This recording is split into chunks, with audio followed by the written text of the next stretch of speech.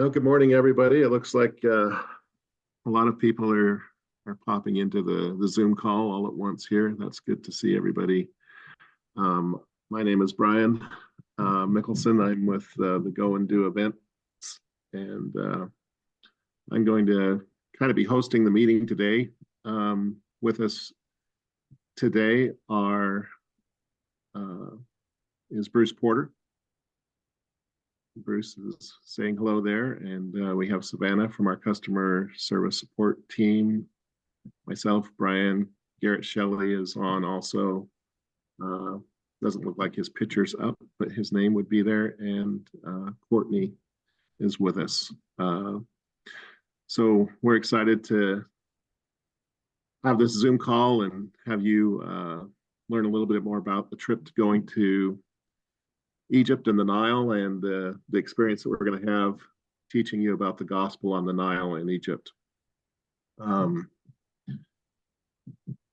We're going to have a time where you can answer questions at the end of the meeting. Also, during the meeting, rather than have you speak up during the call, if you want to put a question in the chat feature, you can put a question in the chat, and we can address that. And Savannah is monitoring the chat for us, and we'll be responding. And then we'll try and answer those questions for you. So we'll go ahead and bring up our travel pack, Courtney. And this is a travel pack PDF that you would have got in your email, but we're going to show it on the screen here for you and go through it a little bit and just go through the basics of the trip. And we'll have Courtney kind of read through it for us, okay? Perfect. Thank you, Brian. Okay, everyone, like Brian said, my name is Courtney, and I do a lot of the logistics over here at Go and Do Travel. So I'm going to be going over just this packet that you should have received in the same email that you got your Zoom invite. We will be sending it again, so if you don't have it, just watch for that in the next couple days, because we will send it with a recording of this Zoom. So we'll start with our getting prepared. So this is going to be a section of everything that you should do prior to going on the trip. Like Brian said, if you have any questions, just go ahead and send them in the chat, and then Savannah will be monitoring there and answering those as we go. And then I'll stop at the end as well. Okay, Garrett, can you scroll down just a little bit for me? Perfect. Okay, so we'll start with travel insurance.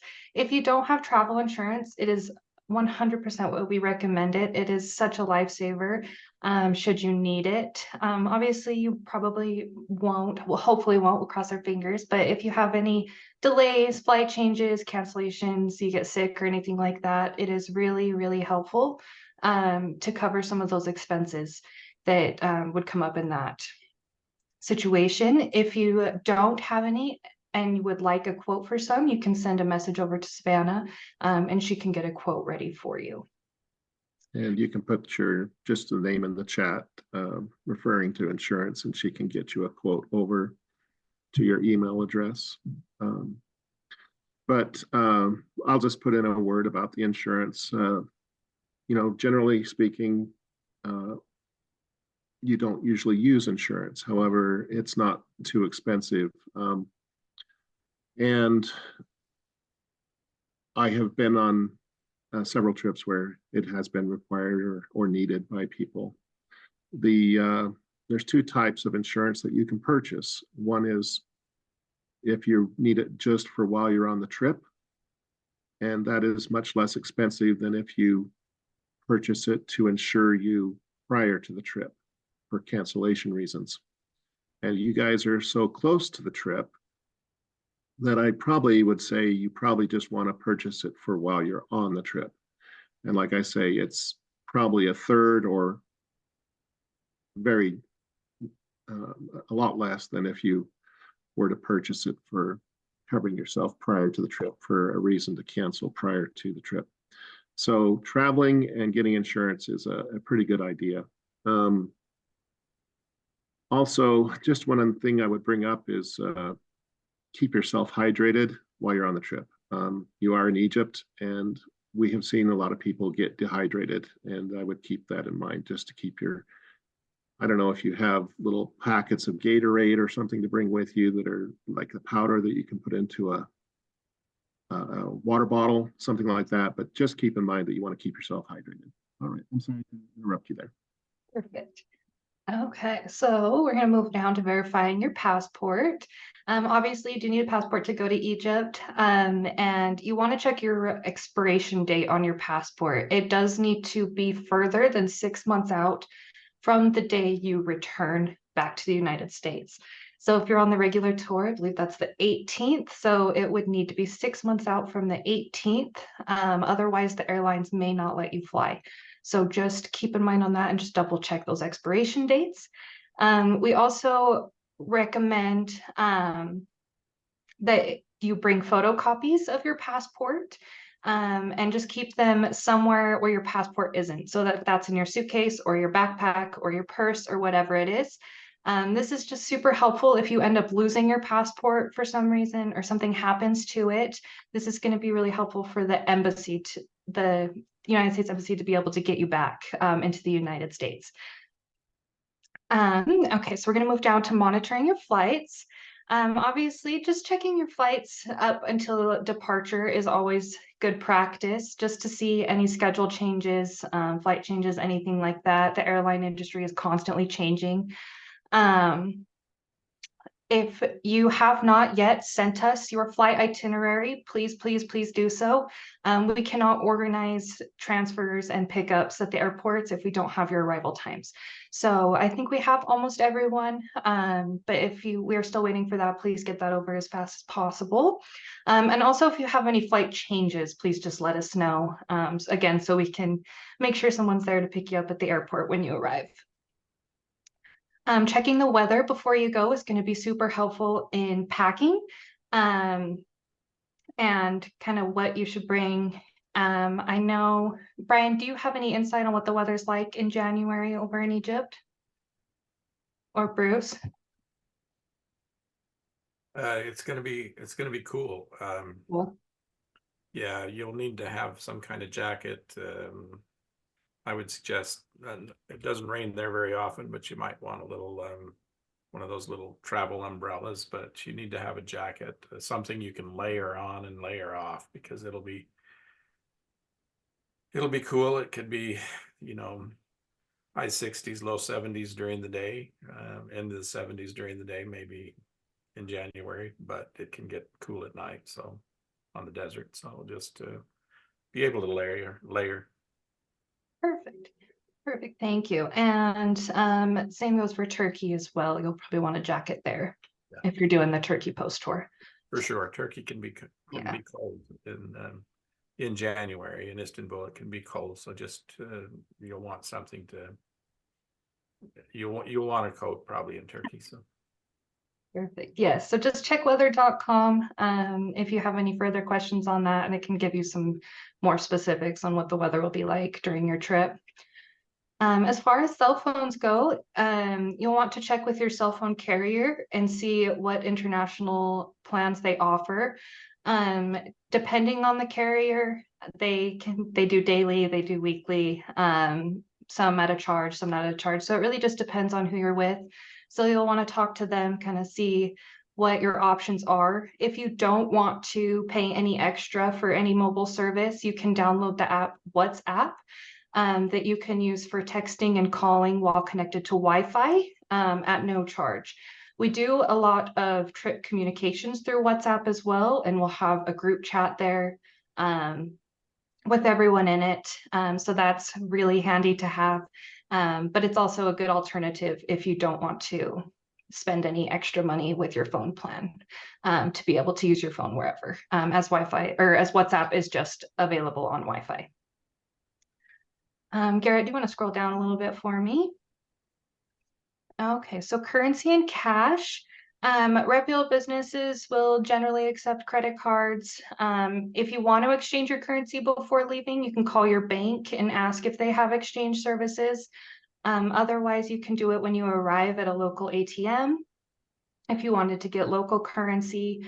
Bruce, can you give us some insight on how much cash, if you should carry cash, anything further like that? Cash in Egypt is, you don't need a lot of Egyptian pounds. Almost everybody takes American money and they will exchange on site, whether at a store or somewhere else. But you don't need to exchange. You don't need to exchange Egyptian currency. It's always good to have a little bit. If you get something at a store, you'll get change probably back in Egyptian. Almost everything, everything's going to take the American money. Egyptian currency can't be exchanged once you leave Egypt. You can't get American money. You can't exchange it back. So it's very difficult if you have too much Egyptian currency, but almost everybody takes the American dollars. It's not a big issue. It's nice to have a little bit of Egyptian just because of the restroom situation. You always have to pay a little money for restrooms, or $1 to use the restrooms in a lot of different places if it's not a government place. But an Egyptian currency will make that a little bit cheaper than the dollars will. But you can always take somebody with you for $1. It's usually the case. So, but you don't need a whole lot in Egypt. You don't need a whole lot of Egyptian currency. I think what Bruce was saying, if you have $1 and two of you need to use the restroom, just go together and $1 will be enough for two of you to go at the same time.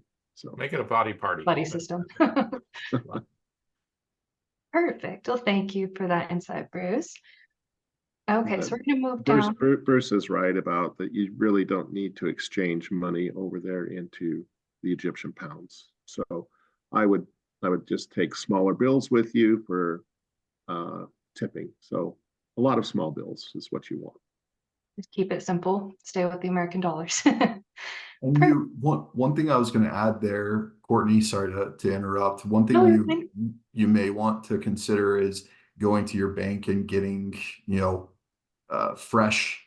freshly cut bills, or as good of quality of bills as you can, because sometimes in Egypt they're kind of stingy about what type of bill they'll take. If it's got rips and tears, they'll hand it back to you and say that doesn't work. So just something to be aware of there. One other thing too is you don't use your credit card unless or the guides, the local guides, or we tell you that this place is safe to use your credit cards. You just don't. And as anywhere traveling today, you need to, it's better to use your credit cards if they can scan it or use the chip, but don't just use your credit cards on the street or the local shop, where everybody buys their potato chips and sodas. But we will tell you, or the guide will tell you, that this place is safe to use your credit cards. So perfect. Okay, and while you're there, we'll go over some expected costs. So breakfast and dinner are included with the tour, and then we'll make stops along the way for lunches, and lunches will be at your own expense. We found an average about $20 to $30 for lunch per day is kind of about where we're at. Of course, your meals are all included on the ship, so this will just be the land tours before and after the cruise. And then, Brian, did you want to talk about the tipping right here? Did you want to wait till after the itinerary? I'd be happy to. Okay. Scroll down to that. So when we talk about tipping, we're tipping everybody that needs to be tipped for you. So what you would do is we have a daily rate of Garrett, is that $12 there? Yeah, it's $12 while in Egypt. It's $17 for the post tour. Okay. So this tipping covers your guides and your service staff at the dinners and the restaurants that we're at. It covers everybody from your ship staff that's serving you on the ship, as well as your guides and your hotels and the restaurants and the hotels. And so this is $12 a day per person. You have 9 days total that we're covering for Egypt, and that turns out to be $108 per person. You do have an opportunity to bring that in cash and turn it over to us the day after you arrive in Egypt, so that we will handle all the tipping for you. There is another option if you would like, and you would need to take advantage of this by the 22nd of December. If you would like to prepay your gratuities and not carry the cash with you, that is an option, and you would need to notify Savannah and have that taken care of by the 22nd of December, which is the cutoff date to prepay any gratuities. After that point, you would need to carry the cash with you and pay it the first day after you arrive in Egypt. And we'll have a meeting that day and go over in Egypt after dinner or right before dinner, and go through all the touring and what you're expecting while you're there. And that day you will have an opportunity to pay those tips, and you won't have to distribute money to every person that is serving you. We'll take care of that for you. So that's kind of how tipping works. If you're doing turkey afterwards, it's $17 a day for turkey. And so some do a 3-day tour, some do an 8-day tour, but also you can prepay for turkey gratuities also if you would like to, or take American dollars with you. And those cutoff dates are the 22nd of December. And we'll put those numbers and the dates in the email that goes out with the recording of this Zoom, so you can have that information as well. For mobility, obviously we're going to see some cool places, and so we'll need to get out and walk through some temples and, you know, all these cool sites. So it is important that you bring comfy shoes and you can to do those things. If you do need assistance getting on and off the bus, please bring someone with you that can help you with that, as our guides will be busy and may not have the time. So just be sure that you're prepared that way. If we are doing an activity and you feel like you want to opt out and meet the group later on, of course you are more than welcome to do that. But you would just be in charge of the costs to get you to meet back up with the tour if you were to wait. So just keeping that in mind. Our guides are amazing. Bruce and Brian and Garrett will all be there, so they'll of course help you and if you have any questions or need anything like that while on the tour. Okay, Garrett, can you scroll down for me? Okay, so we'll go on to luggage. What should I pack? We always suggest starting small and then going up from there. Everyone can have a carry-on piece of luggage and a personal item. If you do want to pack a bag, we do just recommend that you put any medications or anything super important and a change of clothes in a carry-on bag. Obviously it doesn't happen often, but if your luggage did get lost, then you want to have those important things with you. If you're checking a bag, it's helpful to take a picture of your suitcase. And again, if it gets lost, this will be really helpful with working with the airlines to locate it. We have some tips for packing here. Just varying your tops, taking fewer bottoms, mix and matching. Obviously, like Bruce said, you want to bring a jacket, maybe a rain parka or small umbrella, anything like that. We won't be going anywhere where you will require special dress. If it is required, it will be provided at the site. But standard. Sorry. Can I interrupt a little bit about Yes, the luggage? please. I want to go back to the luggage. Courtney is getting prepared some luggage tags to be mailed out to you. And these luggage tags, along with a name badge and a lanyard. And so we would like you to make sure that you use these luggage tags, and that will help identify your luggage as part of the group's luggage. You'll find that in the hotel that there will be several groups at the hotel, and it will help if they're all identified with the same luggage tags, getting them on and off the buses. Yes, and those will be coming in the next couple weeks, so just watch your mail for those. And those will be coming. Garrett, if you can scroll down for me, we'll go on to travel checklist. So this is going to be your checklist as you're traveling. So this is day of travel. Before you leave, again, check your flights. Make sure everything's okay. If you've had any changes, please let us know. Make sure your passport is available. You will need it at the airport. If you, well, let's see here. So turn your phone on when you arrive.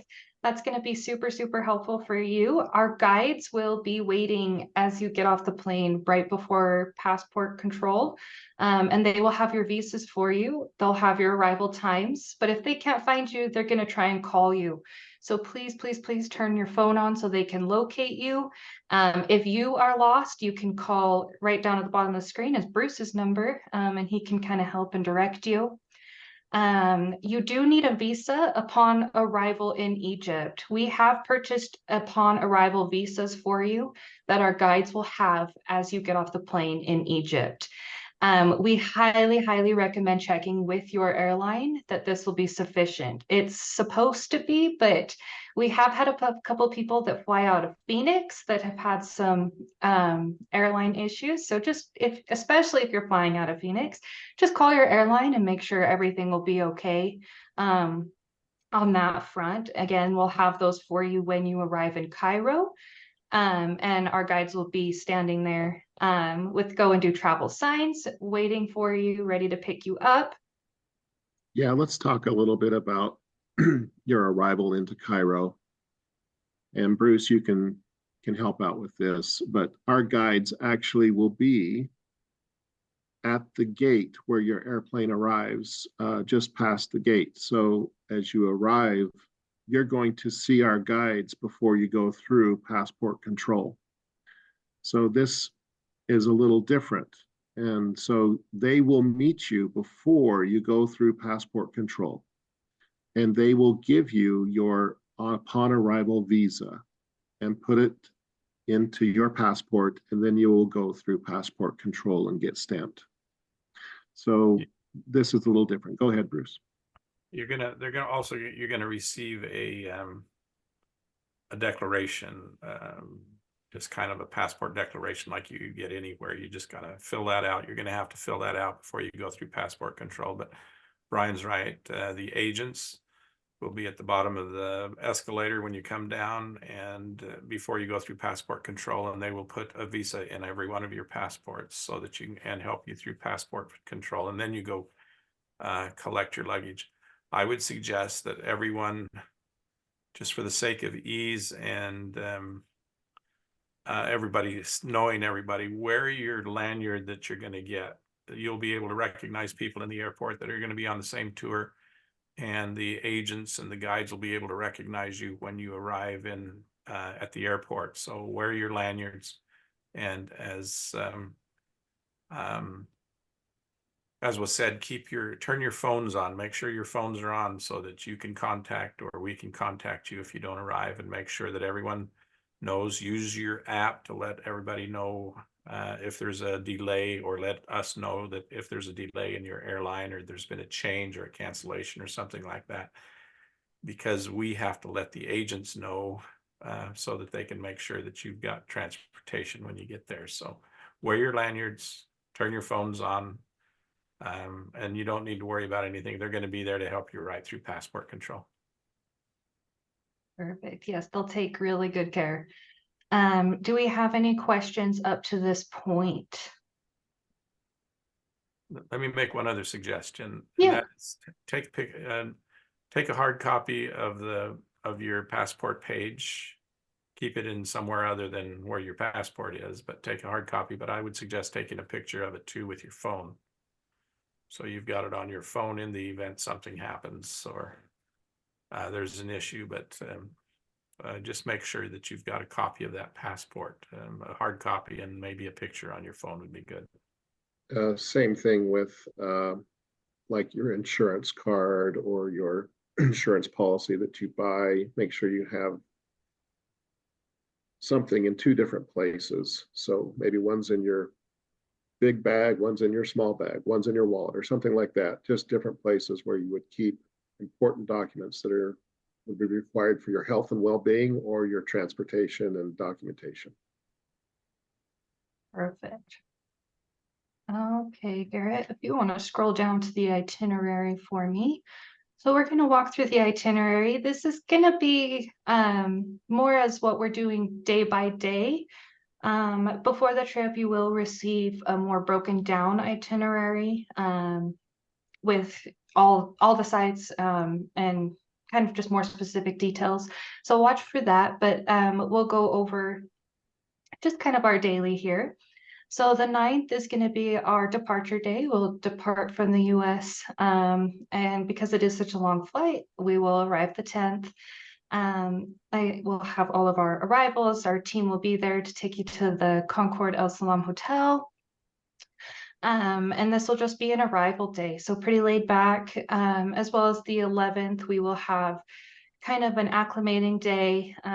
That jet lag can be rough, so we'll kind of hang out this day. We'll have a tour briefing in the conference room with a dinner, and we'll answer any questions, kind of go over how the tour is going to go, different things like that. So pretty standard these couple days. Garrett, if you want to scroll down for me, we'll go on to the 12th. And this morning we are going to take a flight from Cairo to Aswan and visit the Temple of Philae. And this is going to be super exciting because we'll get to the temple via motorboat, and then we'll embark our river cruise ship. We'll get to see the Nubian village this day, as well as have a conference on our ship. Bruce is going to give some amazing conferences and knowledge and all that fun stuff. So it's going to be our embarkation day. On the 13th, we'll have some time in Aswan before we see the Temple of Kom and you do have an optional tour to visit Abu Simbel. Brian will talk about those after the itinerary, so stay tuned on that. And the 14th, we'll go and see Edfu, and we'll see the temples. We'll have a chance to travel the Nile. So it's going to be a lot of fun this day as well. And the 15th, we'll move on to go see the Pharaoh tombs, the Valley of the Kings, and the Temple of Hatshepsut. Am I saying that right, Bruce? Yeah, close enough. Perfect. As well as the Temple of Karnak. Again, these are going to be some incredible days, especially with Bruce leading, has some incredible knowledge, and we'll tie everything together. It's going to be amazing. We'll get off the ship on the 15th and we'll stay in Luxor. And then on the 15th, sorry. And then on the 16th, we'll fly back to Cairo and do some shopping, gonna hang out and see Cairo a little bit. We'll overnight there before we see the pyramids and the Sphinx and, the icons of Egypt on the 17th. It's going to be an incredible day. And this will be kind of our last day as a group before everyone is transferred to the airport on the 18th. Some people will be flying back to the US, and then we have 2 different groups going to Istanbul for the Turkey's post tours. Garrett, if you want to scroll down for me. Perfect. Thank you. So we have our first Turkey post tour. We have a handful of people on this little guy. So this is going to be our 3-day super incredible time in Istanbul and seeing some very incredible places. So we have our little itinerary there. Again, we'll get more broken down as we get closer. Everyone will fly to Istanbul together, whether you're on the shorter tour or the longer tour.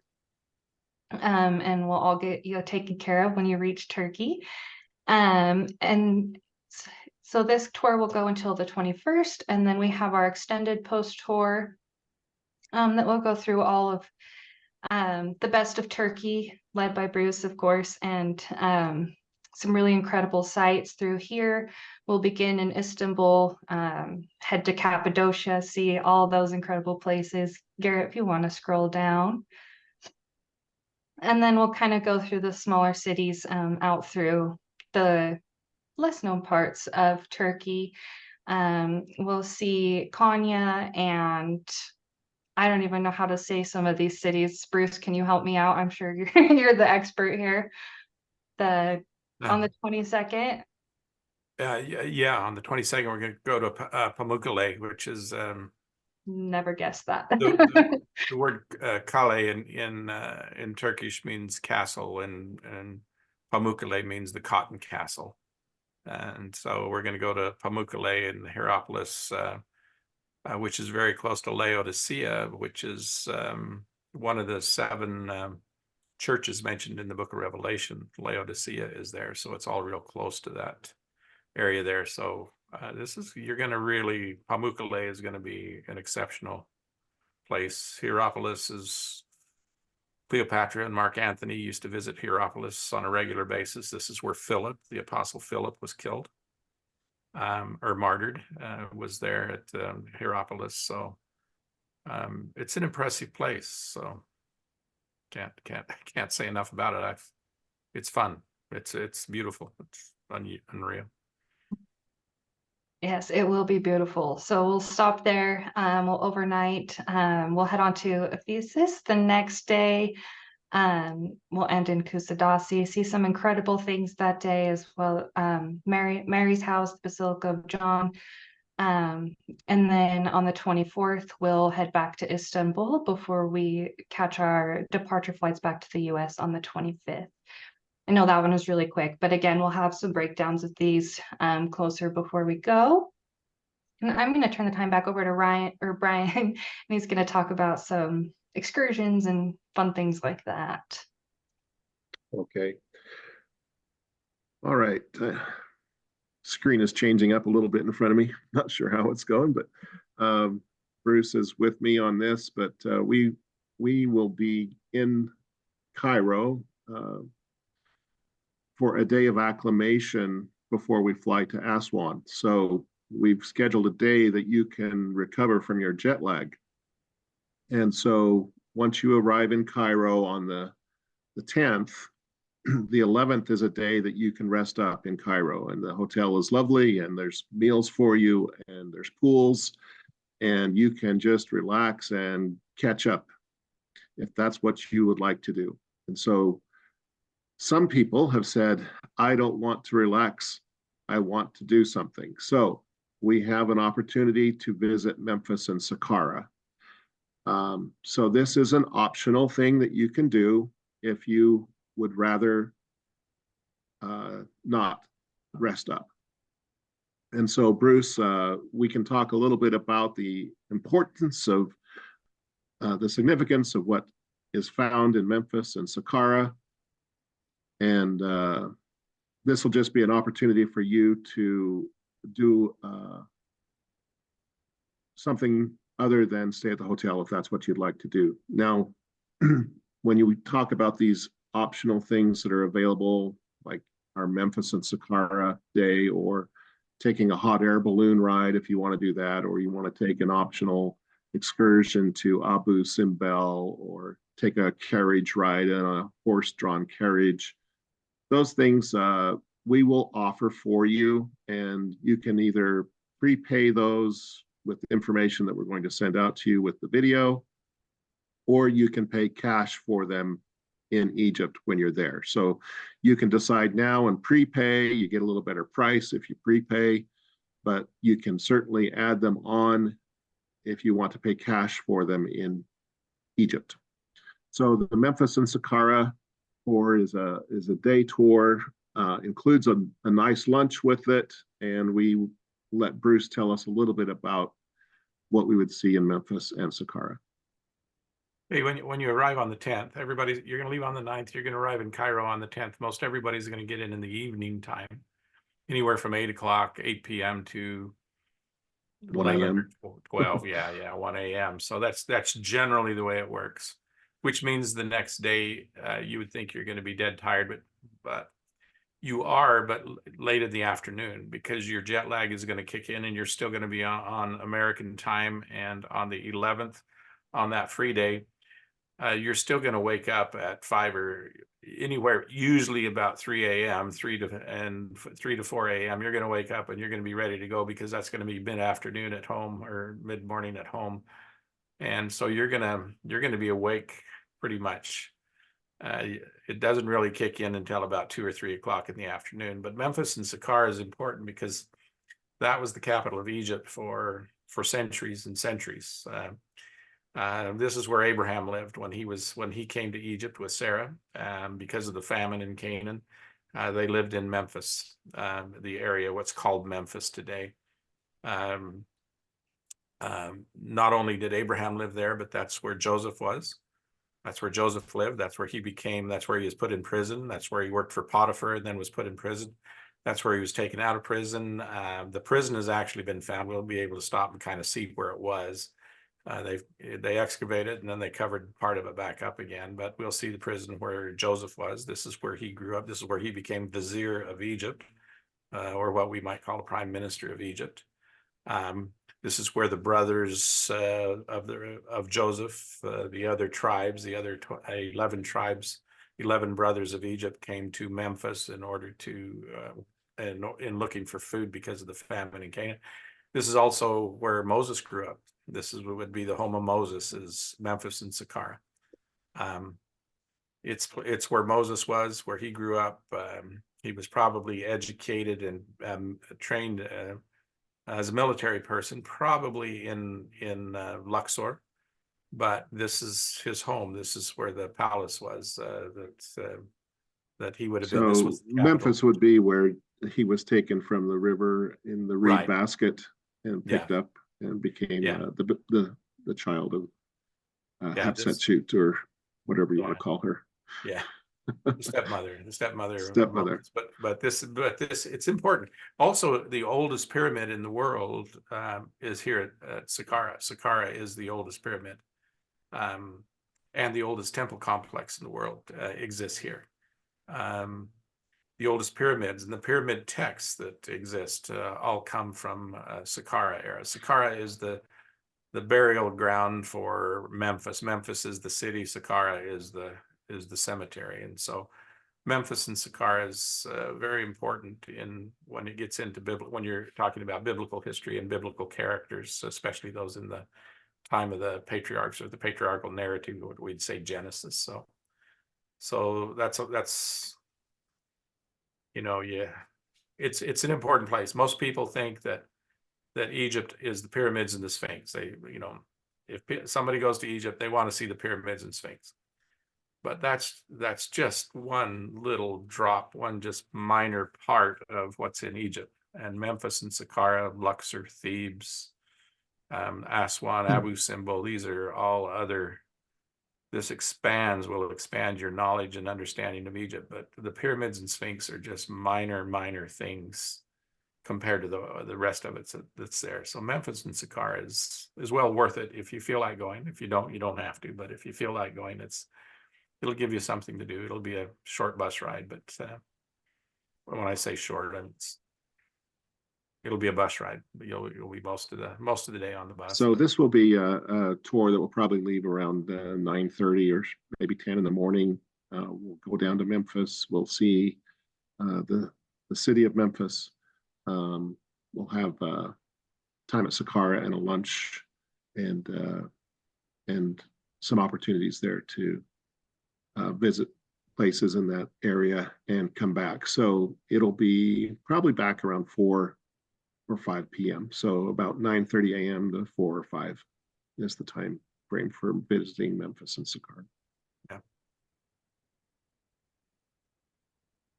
All right. The hot air balloon rides take place in Luxor. And so when we get to Luxor, you will have an opportunity to go on a hot air balloon ride. I have never done this myself, but the group that went last time, my goodness, I would say 40 people wanted to do it. And it's it's not always something that you can do. In other words, if the weather's too bad or it's windy or something, then they do not launch the balloons and they refund your money. So it's no risk on the weather. You'll get refunded if the weather prevents you from going. But this hot air balloon ride is something now that I really want to do. I have heard everybody that's done it and they have been super excited about it. And I have overcome my fear and decided that I'm going to do it. So I'm going to do it this time. That takes place on an early morning at sunrise in Luxor. We have a trip to Abu Simbel, and if you've watched Agatha Christie movies like Death on the Nile or Murder on the Nile, whatever that's called, and the recent movie, you'll notice that the ship is outside of Abu Simbel, and you see these magnificent temples that are on the lake up there. And Bruce, these temples represent who? You got Ramses. It's Abu Simbel is on the southern end of Egypt, right at the gateway of what was anciently Nubia or Punt. And so these were constructed by Ramses II, and one funerary temple or one temple is there representing Ramses, the other one is his wife, Nefertari.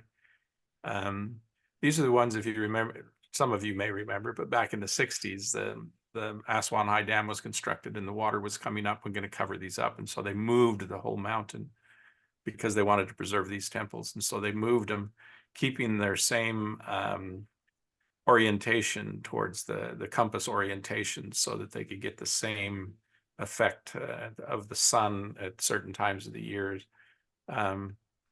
But it was to represent the power of Egypt. And you can see the massiveness when you're there of Abu Simbel. This is the area where from 900 to 500 BC, Egypt became controlled by the kingdom of Meroe, or Meroe, as they say in Egypt, but it was controlled by the kingdom of Meroe, and they brought in a different language. And this is the area that we know from our Book of Mormon that Lehi was trained in the Egyptian language, the language of the Egyptians.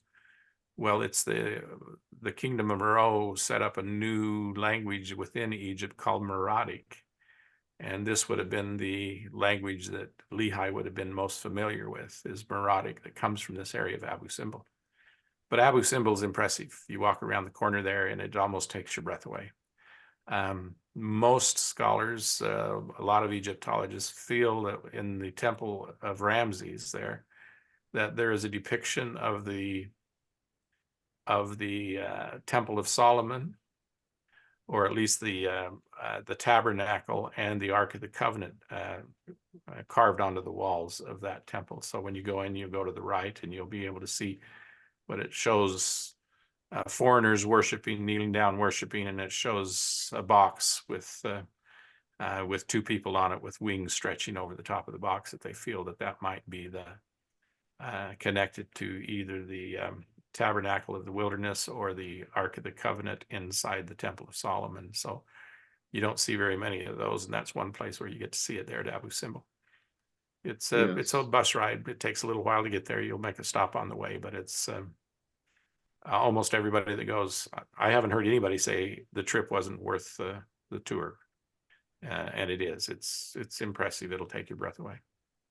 So that is a kind of a early morning departure to get to Abu Simbel on a morning in Luxor, I believe. Aswan. Oh, I'm sorry, Aswan. And so that would be at the beginning of the trip.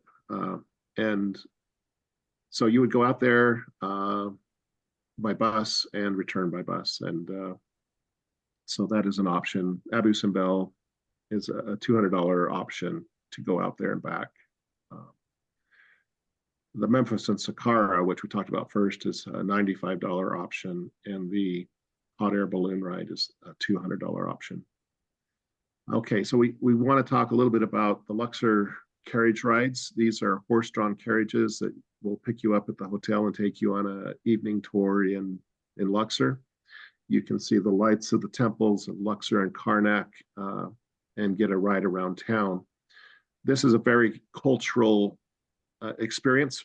I kind of preface that in that you are with very native people driving horse carriages, and you will not understand anything that they're saying, and they may sound like they're yelling at each other, but they're actually just having a normal chat.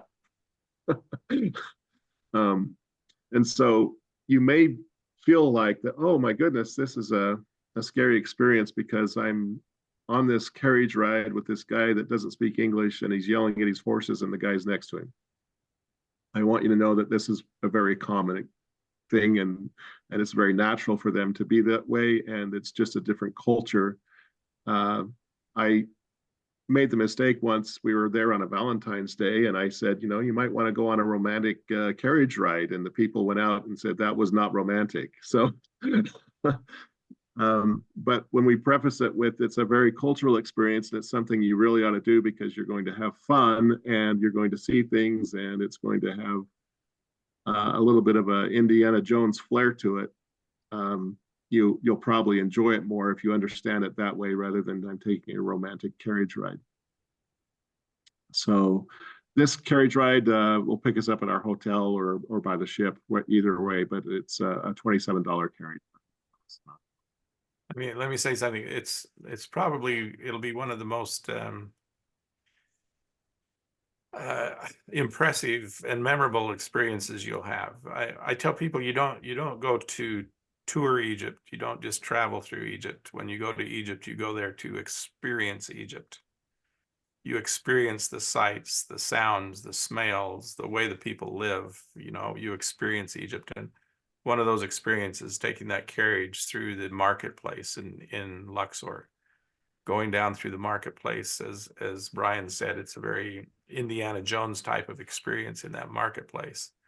But you get to see not only the way they live, how they shop, where they shop, what they eat, but you get the experience at the carriage drivers. I mean, that's an experience in and of itself. You know, everybody has a right to make a living, and some are a little more fun to watch than others. And going on these carriage rides is a very cultural and, in my opinion, educational experience that's a lot of fun. I've done it often in the past, and it is a lot of fun. It's just you'll really enjoy it. You'll come back and take pictures. I mean, just keep your phone, keep your movie going, keep your video going while you're going down through the market on these carriages. Yes, that's right. And we can all share our pictures that we take with each other. And when you download the app, which is called WhatsApp, you'll be put into the group app, which is the group account that we're all going to be associated with. And we'll be sharing messages back and forth with each other and sharing pictures. And so when you come back from your trip, you're not only going to have your pictures, but you're going to have everybody else's pictures that they choose to share in the app. And so when you come back, you can download those off the app and keep them. And so I would recommend when you're in the temples and you see something that you think is significant and you want to share it on the app. Everybody wants to see it. And it's a great way for us to bond together. And actually, groups that have gone on this trip from several years ago are still chatting in this app. They're talking about their mission calls. They're talking about trips they're going on or other significant events, or getting together to have an Egypt party on their own somewhere. So keep in mind to share on the app while you're going. I think we're coming down to pretty much everything that I think we need to talk about. You're going to be taken care of from the beginning when you land to the day that you're dropped off at the airport. You're going to be, there's no need to worry as long as you just stay with the group. And so I would recommend that you're going to have fun. There's no reason to worry about your safety. There's always people there to help us. And our ground operations people are wonderful people. And you're going to have people that you're going to be friends with for a lifetime now that you're communicating and sharing on this trip with this app and going back and forth. And by the time you get done, you're going to think you have a whole new family. So we look forward to it. Bruce, I'll let you talk a little bit, maybe just anything that we've maybe left out or maybe some expectations. Like Brian says, you all become family, and you will. Everyone will become family. And you'll realize that nobody cares what you look like or what you wear. They only care about how you smell. In saying that, let me make a suggestion that's a lot of people have done in the past. In traveling light, or when you want to travel light and want to come back with souvenirs, I've had people, it's been a suggestion I made years ago, and people have done it where they pack a good set of clothes, a couple of sets of clothes, but they go down to Goodwill or Deseret Industries and they buy a whole bunch of used clothes for 50 cents. And every night they throw them away, or they leave them for the people there, the maids and things, and they get rid of them. And as you travel, your suitcase gets lighter and lighter. And the room increases for your souvenirs and for the things that you buy in order to come home. And then you have at least one good set to wear when you come back on your way home. And a lot of people like to put on their sweats or their pajamas to come home, which is all right too. I don't care if you're going to travel comfortable. I'm to that age where comfort is more important than style.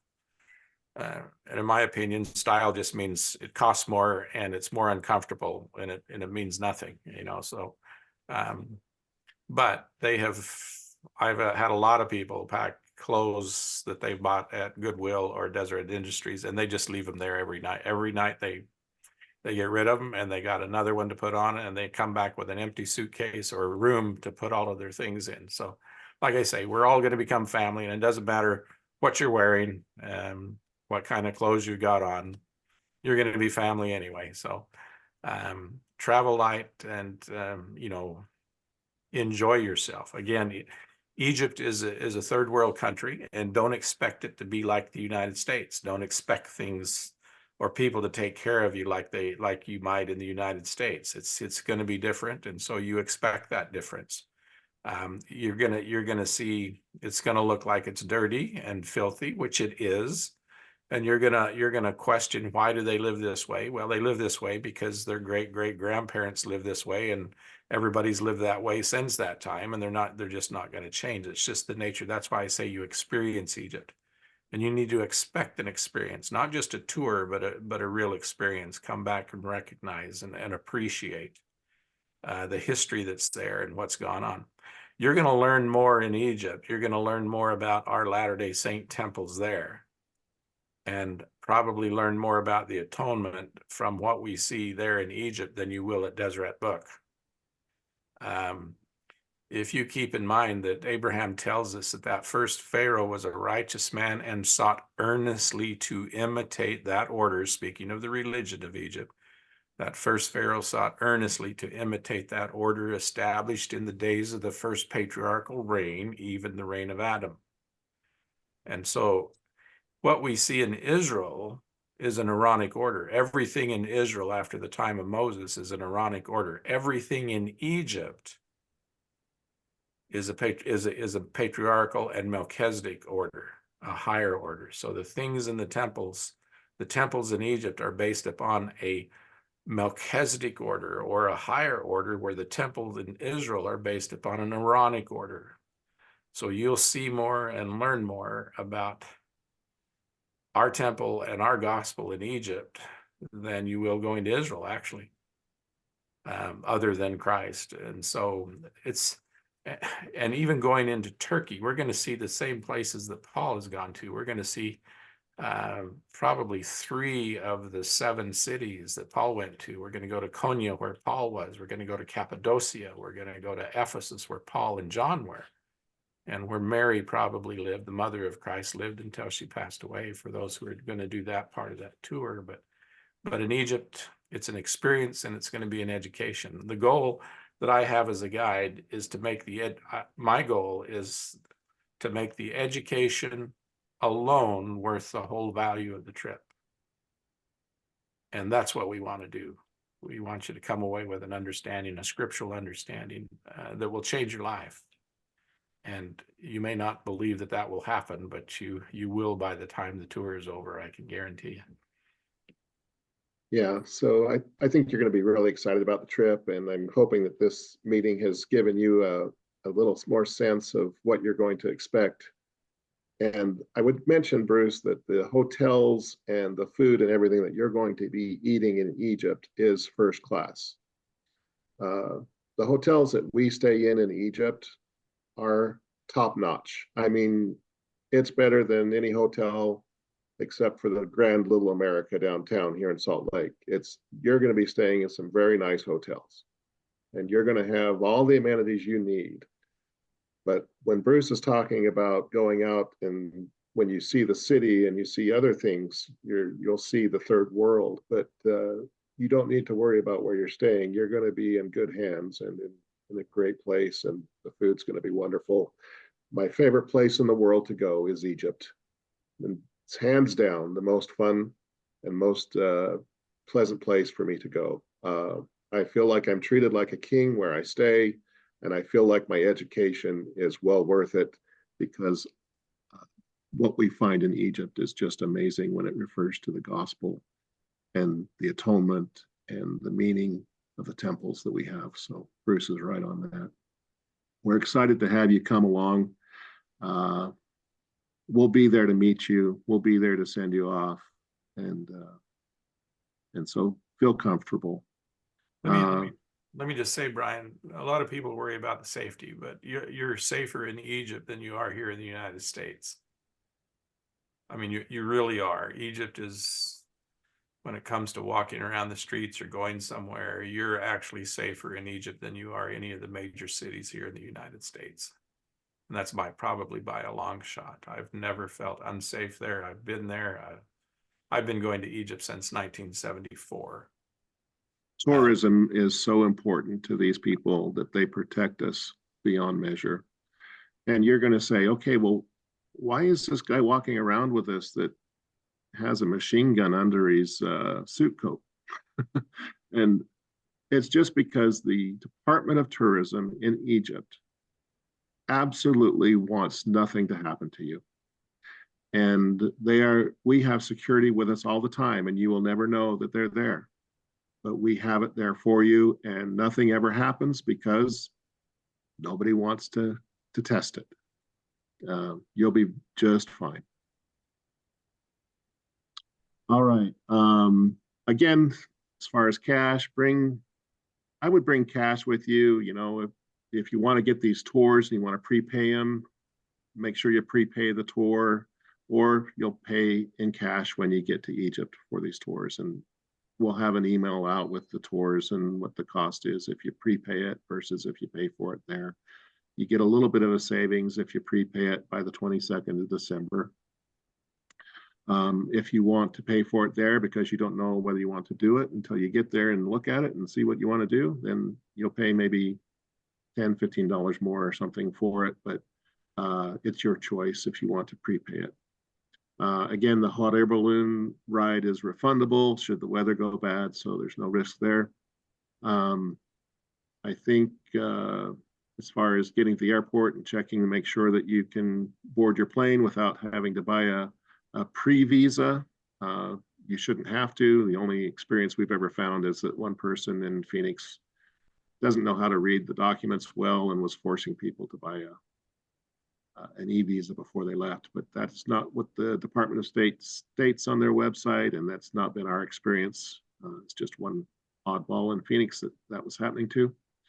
So I would just check with your airline before you leave and make sure that you're going to be fine with the visa upon arrival. that we will be giving you when you land. If you do land early and you come in early and you get a hotel early, we will meet you. If you are coming in early, you just need to make sure that we know your flight schedules. We need to know everybody's flight schedule. And I would make that very important to get us your flight schedule so that you can be met and your visa can be put into your passport by our people meeting you at the Cairo airport before you go through passport control. Anyway, we love you. Thanks for signing up. Thanks for going on the tour. And Bruce and I and Garrett will be there to meet you, and we'll introduce you to our local guides there. And Waleed is the manager of our group over there, and he will be there to meet you at the airport. So we'll get all that information over to you. And then any questions, just put them to customer support at goanddoevents.com, and Savannah will answer those questions for you. All right. I guess this is it, everybody. Ciao, ciao. Thank you. Thank you.